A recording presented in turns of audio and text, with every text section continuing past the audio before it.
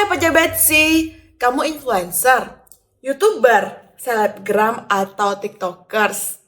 Tapi selama ini kamu bingung gimana sih cara ngelapor dan ngitung pajak kalian.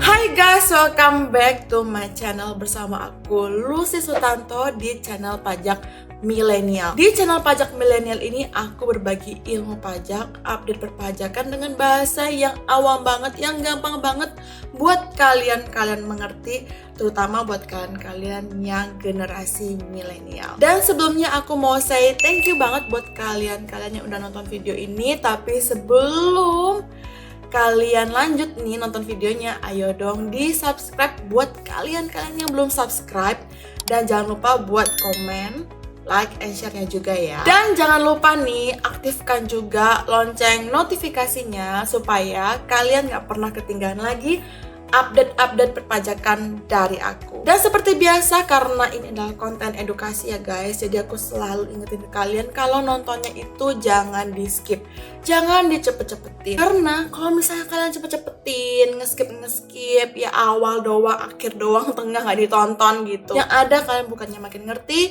bukan tercerahkan, yang ada makin bingung. Buat kalian yang kerjaannya itu youtuber, tiktoker, selebgram, atau influencer, pokoknya apapun itu yang kerjaannya kalian itu konten di sosial media, terus kalian dapat penghasilan atau fee dari brand gitu yang mau endorse kalian, atau mungkin kalian dapat duitnya itu dari duit monetisasi dari platform sosial media kalian. Cara ngitung pajaknya ada dua kategori nih guys. Kategori yang pertama buat kalian yang udah dapat penghasilan atau fee ya apapun itulah ya, yang masih di bawah 4,8 miliar dalam setahun. Kategori yang kedua buat kalian yang penghasilannya itu atau fee-nya itu udah di atas 4,8 miliar dalam setahun. Untuk video kali ini aku asumsikan ini buat orang yang bener-bener cuman kerjaan cuma influencer aja gitu ya. Jadi kayak nggak nyambi jadi pegawai kantoran, atau nggak nyambi jualan online kayak UMKM gitu, jualan dagang barang gitu ya. Jadi bener-bener buat influencer doang, jadi kerjaannya cuman influencer doang. Dan untuk konten kali ini aku fokus ke gimana sih pajak buat influencer yang penghasilannya itu masih di bawah 4,8 miliar dalam setahun. Buat kalian para influencer, youtuber, dan sebagainya tadi, kalian ngitung pajaknya itu pakai yang namanya norma perhitungan penghasilan neto atau NPPN. Supaya gampang aku ngomongnya norma aja gitu ya. Dan klasifikasi lapangan usaha kalian atau KLU kalian adalah 73100, yaitu periklanan. Karena sebenarnya influencer itu kan ngelakuin periklanan lewat media internet, dan persentase normanya adalah 50%. Tapi jangan kaget dulu guys. Yang 50% itu bukan tarif pajaknya, tapi pengalih penghasilan kalian. Jadi waktu ngitung pajaknya nih, penghasilan kalian itu dikali dulu dengan 50%. Baru hasilnya jadi penghasilan kalian yang buat ngitung pajak. Jadi lumayan banget loh, ini sebenarnya 50% tuh cukup gede, dan menurut aku lumayan ya 50% gitu, berasa gitu ya. Dan supaya kalian gak bingung, aku bikin simulasinya. Misalnya omset atau duit yang kalian dapat dari pekerjaan jadi influencer, youtuber, content creator itu 500 juta dalam setahun. Nah terus 500 juta itu dikalikan dulu dengan 50%, hasilnya 250 juta. Dari 250 juta itu baru deh dikurangin dengan yang namanya penghasilan tidak kena pajak atau PTKP. Aku anggap single aja ya, jadi PTKP-nya itu masih buat diri sendiri aja yang besarnya 54 juta. Kalau misalnya kalian itu cowok, terus kalian udah nikah dan kalian punya anak, punya tanggungan,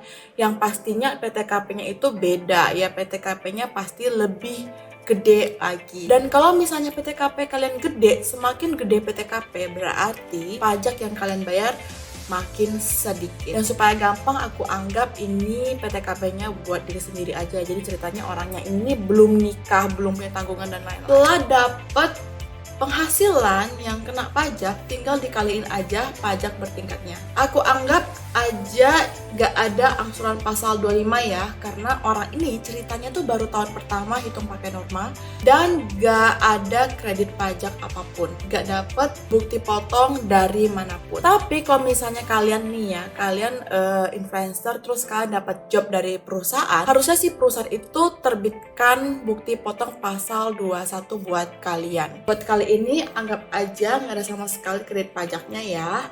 Ya udah deh, kalau gitu kalian dapet deh pajak yang harus kalian bayarnya berapa. Selain kalian harus bayar berapa pajaknya waktu lapor SPT tahunan yang besarnya 23,4 juta tadi, kalian juga harus bayar yang namanya angsuran pasal 25 tiap bulannya yang besarnya 23,4 juta dibagi 12. Misalnya kalian lapor pajak di bulan Maret, nah nanti angsuran pasal 25 nya itu dibayarkan di bulan berikutnya, itu di bulan April dan bulan Maret, Juni dan sebagainya dan seterusnya. Tapi kalian gak usah khawatir ya, karena angsuran pasal 25 ini bakalan jadi pengurang atau kredit pajak buat pajak tahun depan. Jadi nanti di tahun depan pajak kalian itu nggak akan segede-gede amat gitu, karena udah dikurangin dengan angsuran pasal 25-nya ini. Cara lapor pajaknya, kalian harus isi SPT tahunan pakai formulir 1770.